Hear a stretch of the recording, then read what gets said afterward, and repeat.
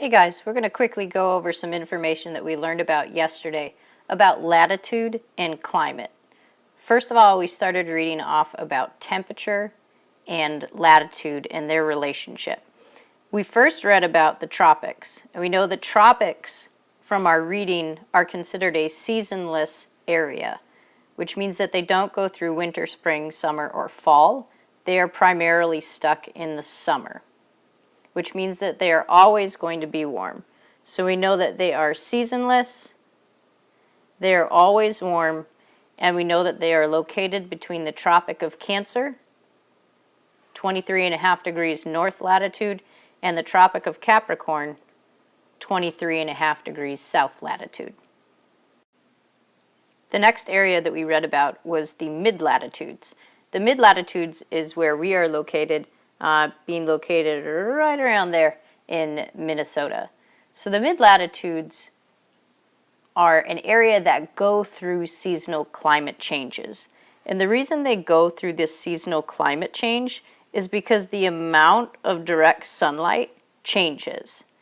So that means during the winter months, we have less direct sunlight, which cools our temperatures off, and in the summer months, we receive more direct sunlight. So our issues, or not our issues, but our description is in the mid-latitudes that we have seasonal climate because of direct sunlight or indirect, and the location of the mid-latitudes, you can see on the map above, runs between the tropics of both Cancer and Capricorn, all the way up to the circles, the Arctic Circle and the Antarctic Circle. So it covers a lot of the northern hemisphere in the mid-latitudes. And the last region that we read about was called the polar region. The polar region is located from the Arctic Circle north, so from the Arctic Circle north to the North Pole, and from the Antarctic Circle south to the South Pole. What we know about the polar regions is it's a pretty dramatic location as far as climate goes. It's cool throughout the year, so we don't really see any temperatures above 50, 55 degrees, depending on how close they are located to the circle. So it's cool throughout the year. During the winter months, they are primarily below zero, and will also have about 24 hours of darkness through those days. So the days are really short and extremely cold due to the tilt of the Earth in those seasons. And then in the summer months, it's almost the exact opposite. We have much longer days because the sun is out for almost 24 hours at a time, and the climate then ends up being a bit warmer because it has more sunlight available to warm up the air.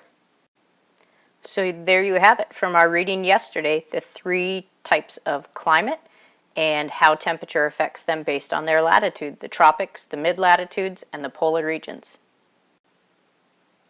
Before we go any further into the topic of latitude and climate, I want to do a really quick review of how direct and indirect sunlight can affect the temperatures and the seasons that we see on Earth. So best way to do it is to watch a video of Bill Nye.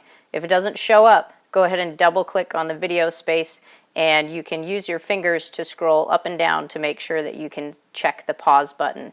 Make sure that you are answering the questions on your packet as you're watching the video. Alright, so we're going to finish up talking about latitude and climate by focusing on precipitation patterns that we find throughout the Earth due to convection cells. And we remember convection cells from when we talked about the movement in the mantle. So convection cells were huge to be able to move heated material up and cooling material down, and that moved our plates that were in the lithosphere. It caused convergent, divergent, and transform boundaries. It was the movement of that that can create a lot of the things that we see on Earth. So one of the quick hits in your article that you read last night about precipitation is what's happening in certain regions of the globe. So let's take, for example, 60 degrees north, the equator, and 60 degrees south. So on your diagram, I labeled these in red, and what you can see at all 3 of those locations is you can see a cloud above it. These locations on Earth are where we are going to see most of the precipitation. So these areas will have higher amounts of precipitation. Therefore, if we think of extreme environments, this is not where you're going to end up finding the deserts. So I'm going to take a minute to go ahead and explain what's happening on the diagram to your left at these three locations. Essentially what's happening is you have heated air that is moving up. And what's heating this air is actually the Earth. So we're getting ground heat and then solar radiation, which is being pushed back up. That's heating this air.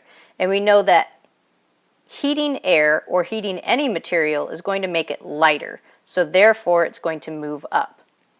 As this air gets higher into the atmosphere, it's going to cool off. So as it cools, it begins to fall down. So how does this situation end up producing rain?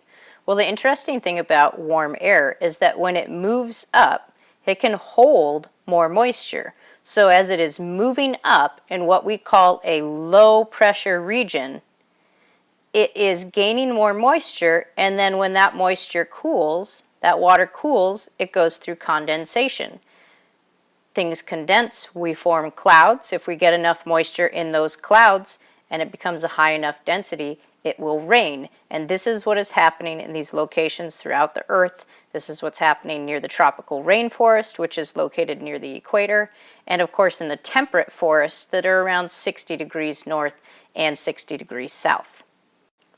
The second part of the article that you read last night talked about what happens around 30 degrees north and south latitude and 90 degrees north and south latitude. So we're talking a little bit north or south of the Tropic of Cancer and Tropic of Capricorn, and around north of the Arctic Circle and south of the Antarctic Circle. So basically at the bottoms of the Earth, the North and the South Pole. Now here what's happening is you've got an area that's dominated by more cooler temperatures. So it's kind of the opposite of what we saw above. You have the cooler air sinking, and when cooler air dominates the area, it's going to be drier. So as that air begins to heat up and move up, it doesn't have enough moisture to hold to be able to create much precipitation. So we call this a high pressure area. So high pressure areas are going to be dry and experience less rainfall.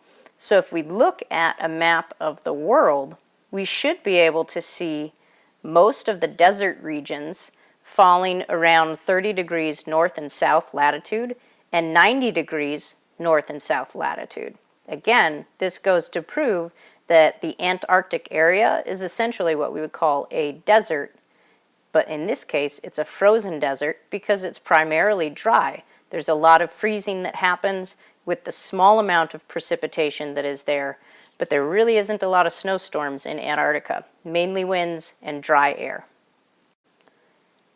All right, so that's it for our quick review on climate and latitude, focusing on temperature and precipitation and how that affects what we have going on globally.